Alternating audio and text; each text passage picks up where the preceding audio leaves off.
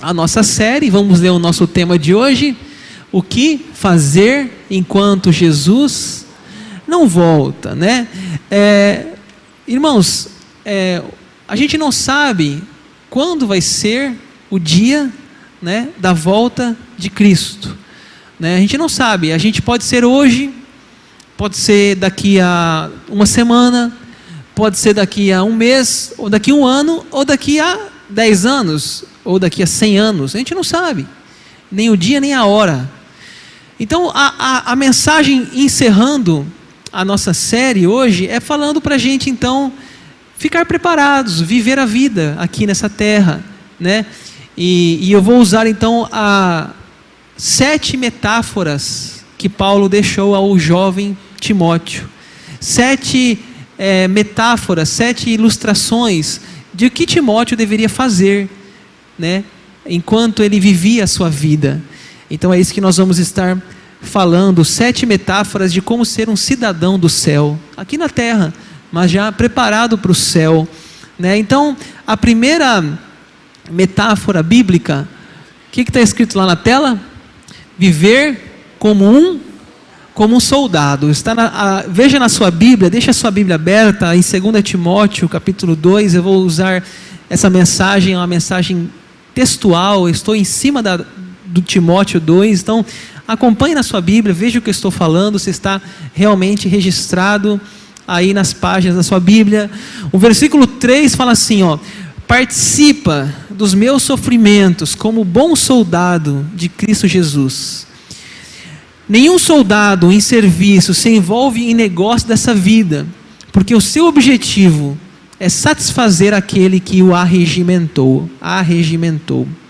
Irmãos, olha aqui, a primeira figura que eu quero deixar para a igreja hoje, de como a gente estar preparado para Jesus voltar, é a figura de um soldado, né? Na época de Paulo, tinha muitos soldados romanos, tanto que Paulo, ele tem um texto em Efésios, que ele fala da armadura do cristão. Ele fala lá, o capacete da salvação, a couraça da justiça, o cinturão da verdade, a sandália do evangelho da paz, o escudo da fé e a espada do Espírito. Ou seja, Paulo via um soldado passando o tempo todo para lá e para cá, um soldado romano, e ele falava que a gente deve ser como um soldado, ter uma armadura, não uma armadura física, armadura espiritual. Então, ele usa lá cada parte, o capacete, a couraça, o escudo, para falar que cada parte daquela armadura poderia ser simbolizada por algo espiritual. Algo espiritual. Então, irmãos, o apóstolo Paulo, ele fala aqui para nós, a primeira figura de um cristão é de um soldado. Se você vê o versículo 3, fala assim, participa dos meus sofrimentos como um bom soldado, né? Por que ele fala bom soldado? Porque talvez tenha maus soldados, né? Quem aqui serviu exército aqui? Deixa eu ver, cadê os homens aqui? Olha aí que turma boa aí, serviram exército, né? Então, vocês sabem o que é estar lá dentro, né? Eu fui dispensado do exército, né? Fui dispensado, me apresentei, quando eu completei 18 anos, me apresentei, eu tinha espinha no rosto, na época, e minha esposa falava que eu era um adolescente bem feio, naquela época. Ela fala, a primeira vez que ela me viu, ela falou assim, Deus me livre de casar com esse menino, e casou, né? É assim, então é aquela coisa, cuspiu para cima, né? Então, gente, eu fui dispensado, porque eu tinha espinhas no rosto. O cara olhou para mim, sei lá o que é, general, capitão, olhou para mim e falou, está dispensado, você tem espinha. Eu falei, graças a Deus, achei bom. Que tem a turma que torce, né, para ser dispensado, né? A esse que eles pegam, né? Então, eu fui dispensado, e eu não sei o que é isso. Eu não sei o que é ser um soldado, mas você sabe, você que serviu. Mas eu assisti um filme que chama Tropa de Elite. Eu assisti um filme, Tropa de Elite, e ele fala assim, pede pra sair, ele falava no filme, né? 03, seu fanfarrão, né? Então, é mais ou menos aquilo ali, né? Realmente é uma vida difícil. O soldado, ele tem que estar ali preparado, eles têm que estar ali atento, ele vai ser treinado no meio da mata, né, um canil de água, pouca comida, acender um fogão ali, uma lenha ali, numa pequena chama, fazer uma comida no meio da mata. Então não é fácil. Um soldado é privação, é desconforto, né? Quando você vai para ser um soldado, você não vai pensando que você vai num hotel 5 estrelas, estou indo lá me alistar no batalhão tal, né? No hotel 5 estrelas, não. Você vai muitas vezes para sofrer, lavar pia, lavar prato, lavar latrina, né? Então, gente, a ilustração de um soldado, a ilustração que exatamente de que você não deve esperar facilidade, que você não deve esperar luxo, você não deve esperar vida mole, vida fácil, vida simples, não, é vida de prontidão, de alerta, de estar vigilante, é uma vida de sofrimento, né? Tanto que ele fala aqui realmente, ele fala na passagem, né? Participa dos meus sofrimentos, né? Como um bom soldado, né? Gente, olha, primeira imagem para nós viver aqui nessa terra é a imagem de vocês estão vivos? Cadê os soldados da IPI de Rondonópolis? Vamos lá então, vamos ver. A primeira imagem para ser um cidadão do céu é a de Aleluia, graças a Deus. Vamos ver então, a segunda imagem está no versículo 5. Confere na sua Bíblia. O versículo 5 fala assim: igualmente o atleta não é coroado se não lutar segundo as normas. Paulo tira os olhos de um soldado e põe agora os olhos em um atleta. E ele diz então que a vida cristã também pode ser comparada a um atleta. Ou seja, o que ele fala aqui? O atleta não é coroado se não lutar segundo as normas. Gente, olha, um atleta na época de Paulo, você sabe que atletismo, vários esportes olímpicos, eles são muito antigos. Roma já praticava muitos esportes que hoje nós temos nas Olimpíadas. Talvez alguns novos, talvez alguns deixaram de ser praticados, mas o atletismo é um esporte antigo.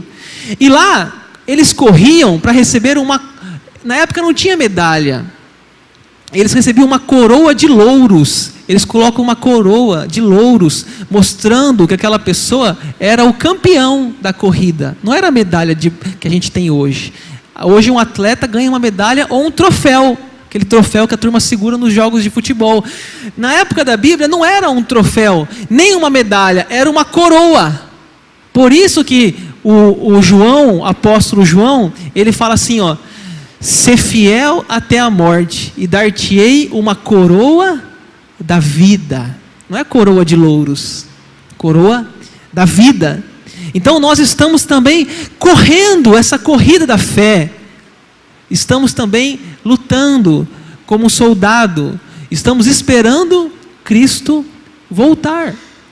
Irmãos, é interessante que a Bíblia fala aqui assim: nenhum atleta é premiado se não lutar segundo as normas. O que é isso? Imagine o seguinte: corrida de 200 metros. O cara corre 50 e fala: ganhei, tá certo? Não tá. Por quê? Porque ele tem que correr o quê? 200 metros. Ele tem que chegar até o final. Ele pode até nos 50 metros estar na frente, mas não adianta. Ele tem que chegar nos 200 na frente. Porque cada esporte tem a sua norma. Cada esporte tem sua regra. Por exemplo, natação. Tem a regra da natação. O boxe. Tem a regra do boxe. O judô. Tem a regra do judô. Cada esporte tem a sua regra. Então não tem como você fazer um esporte com a regra do outro. Esses dias o meu filho Samuel, ele não gosta de futebol, tá? Quem conhece ele sabe que ele não gosta de futebol. E os meninos, eu nunca vi um negócio para gostar também de futebol. Qualquer moleque, o sonho dele é ganhar uma bola. Samuel nunca gostou, acho que porque ele é o pior da turma do futebol, ele não gosta. Então ele não gosta de futebol, porque a turma dá olé nele, passa a bola na caneta, das pernas, tira. Ele não gosta de futebol. Ele é ruim igual o pai, né? Vamos dizer assim, né? Então, gente, esses dias eu estava jogando no videogame com ele, no FIFA, no videogame futebol. Aí eu chutei, eu chutei no gol, não sei como foi, ele chutou, e meu goleiro espalmou para fora, foi escanteio. Talvez tenha alguma mulher que está falando, não estou entendendo nada, pastor, que está falando aí. O goleiro espalmou para fora, foi escanteio, e o Samuel falou assim, não vale, pai. Eu falei, não vale por quê, filho? Por que a bola é sua? Eu falei, porque o goleiro espalmou. Não, mas meu goleiro pegou. Eu não sei se vocês estão entendendo, gente, porque é linguagem de futebol isso aqui, tá? Então, tem uma norma, tem uma regra. Se o goleiro, Abel não entendeu nada dessa história, tenho certeza. Se o goleiro espalmar para fora, é escanteio, gente, isso é regra de futebol. Mas ele, como ele não gosta, ele não entendia, não é certo. Ele achava que não é justo o goleiro defender e a bola ser do outro time. Ele queria que a bola fosse dele, né? Porque o goleiro defendeu. Então, mas é porque cada regra, cada esporte tem as suas regras. Cada situação, judô, tem as suas regras. Jiu-jitsu é outra regra, MMA é outra regra. Então, o que Paulo está dizendo aqui para nós? Que a gente tem que obedecer, irmãos, às regras da vida. Aqui a gente pode até pensar em hábitos, em atitudes, até na moral. Nem tudo é lícito, Paulo fala, né? Na realidade, sim, tudo é lícito, mas nem tudo convém. Existem algumas normas que na vida, se a gente quiser ganhar a coroa, não de louros, a coroa da vida, a coroa de Cristo, vamos ter que obedecer às regras da vida. Não adianta passar cheque sem fundo. Não adianta ser uma pessoa mentirosa. Não adianta querer dar um nó nas pessoas com seu mau caráter. Não adianta, tem que ter regra. O atleta só é coroado se lutar conforme as regras. Assim é a vida. A vida imita os esportes. Os esportes imitam a vida. E é uma grande lição também para verdades espirituais que a gente tem que aprender com a palavra de Deus. Né? Existem regras que devem ser cumpridas na vida cristã, até para ser um cidadão digno do céu. Se você tem alguma dúvida, um dos textos que eu posso citar foi o texto semana passada. Não entrarão, aí fala, né? Assassinos, os mentirosos, os feiticeiros, não entrarão.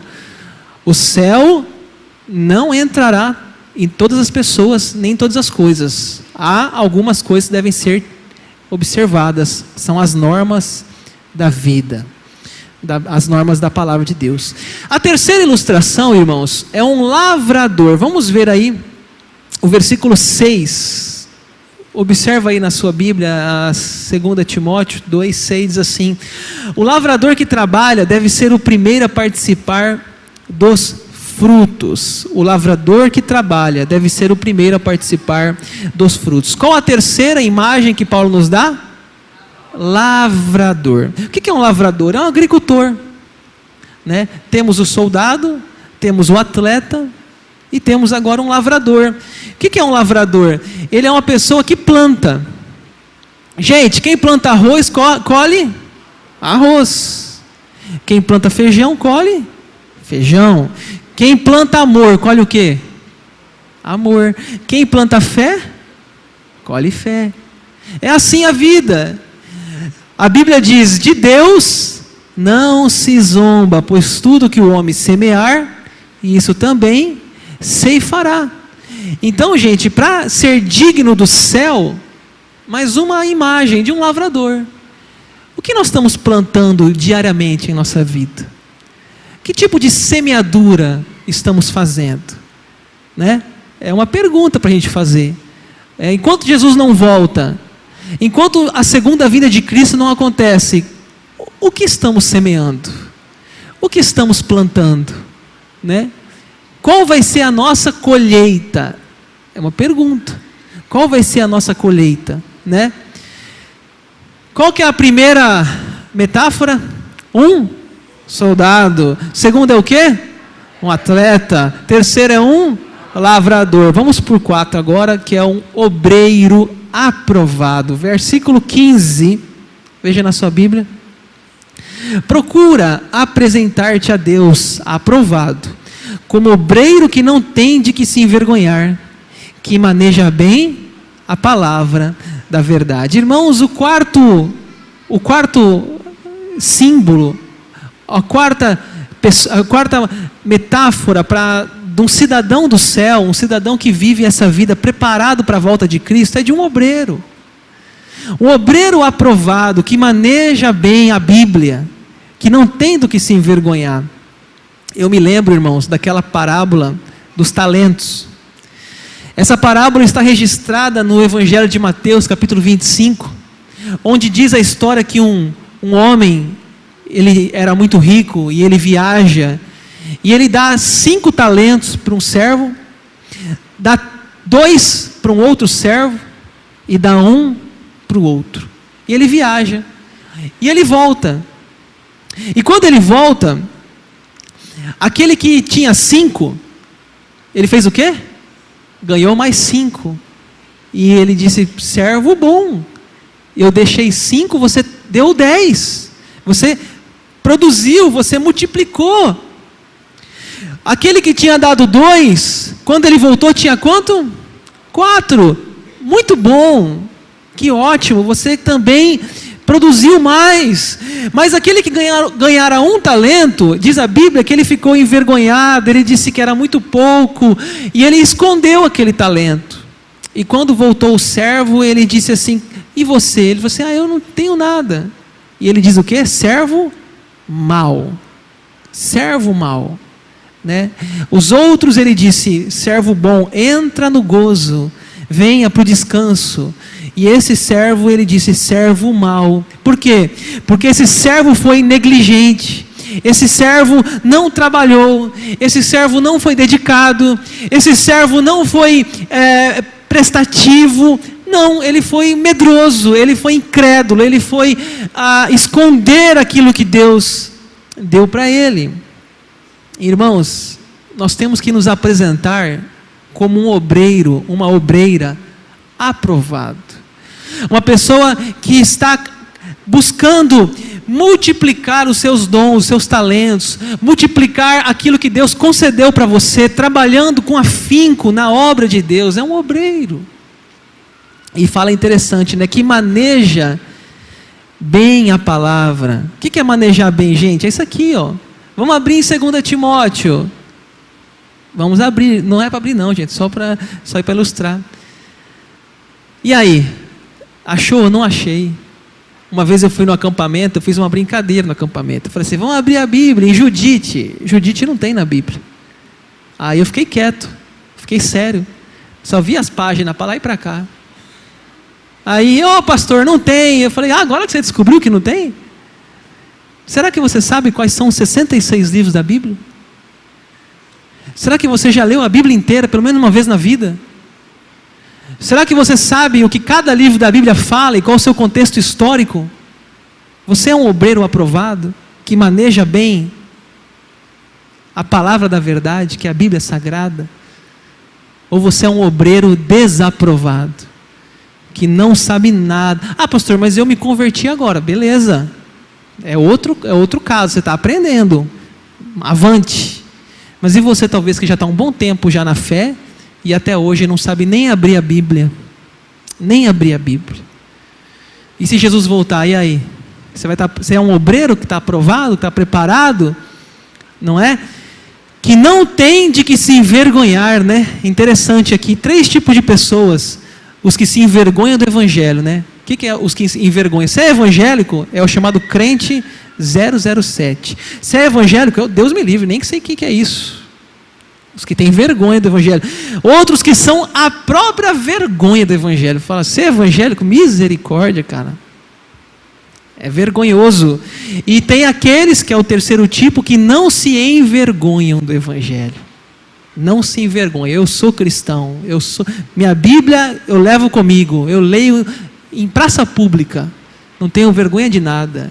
Minha vida é essa. Servo do Deus Altíssimo. né?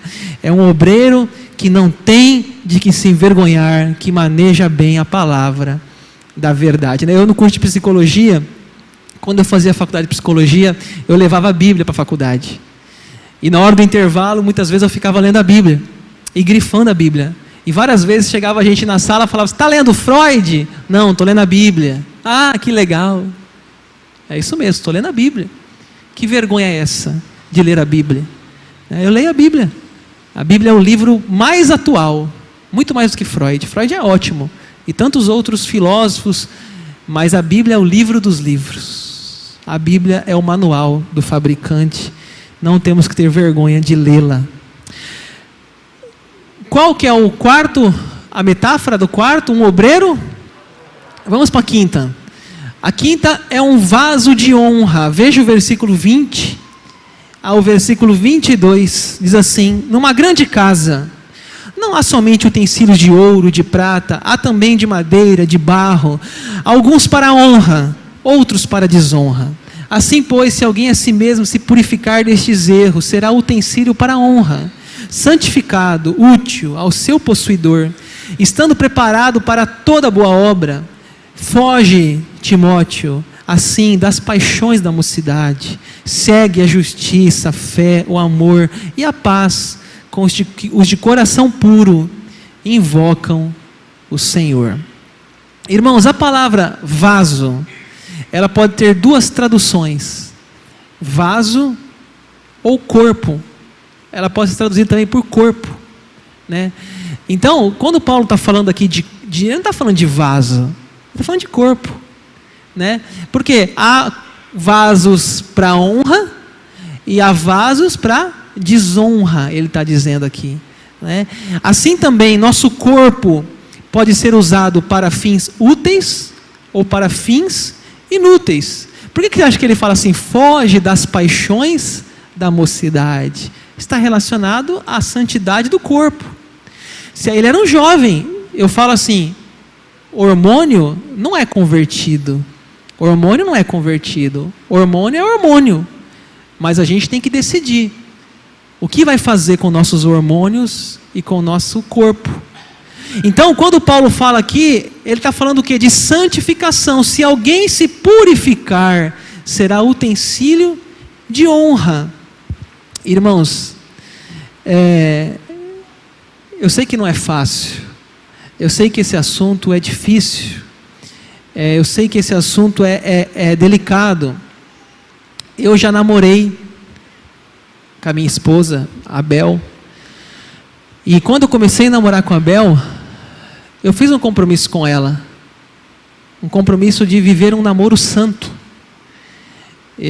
Eu falei com ela, falei: Bel, eu quero ter um namoro santo. O que é um namoro santo? Um namoro sem sexo.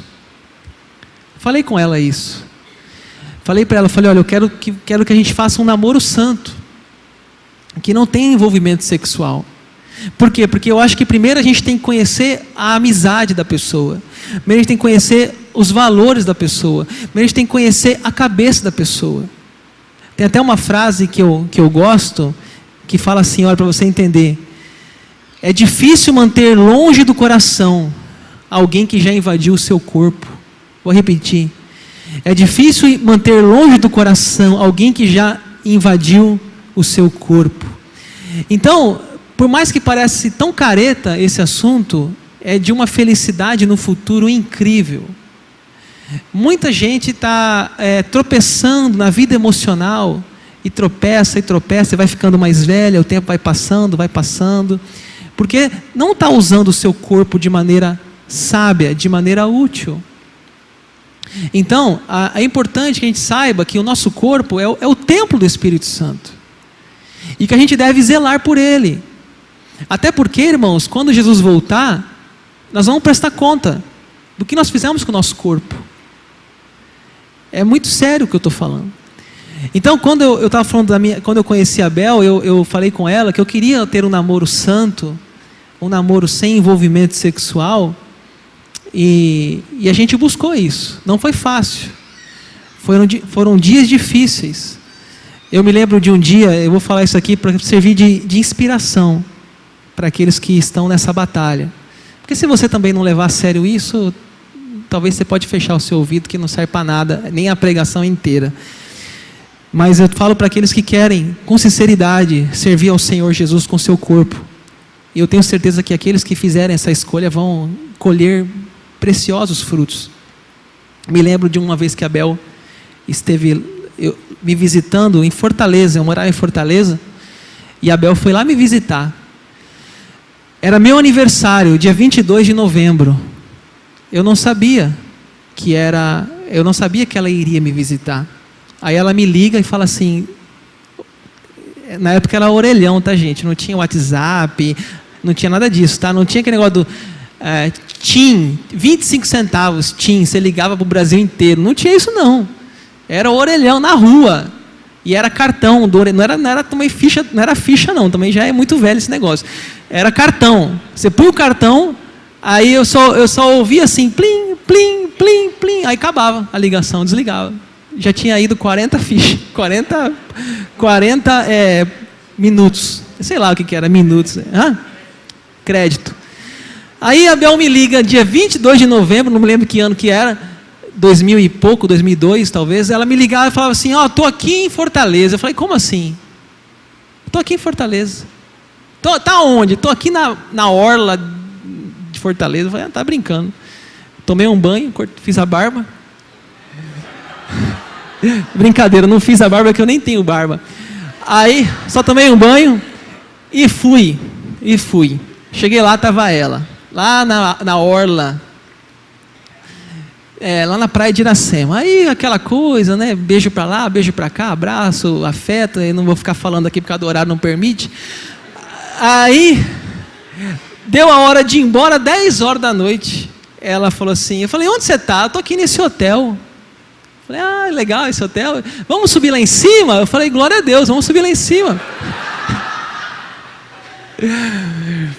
Aí, subimos lá em cima, inclusive acho que ela tomou até uma multa, porque não pode levar visitante no quarto, acho que ela pagou uma multa, não foi, Bel, na época? Aí subi lá em cima, chegamos no quarto, não posso falar o que aconteceu, beijo daqui, beijo dali, tirei a camisa.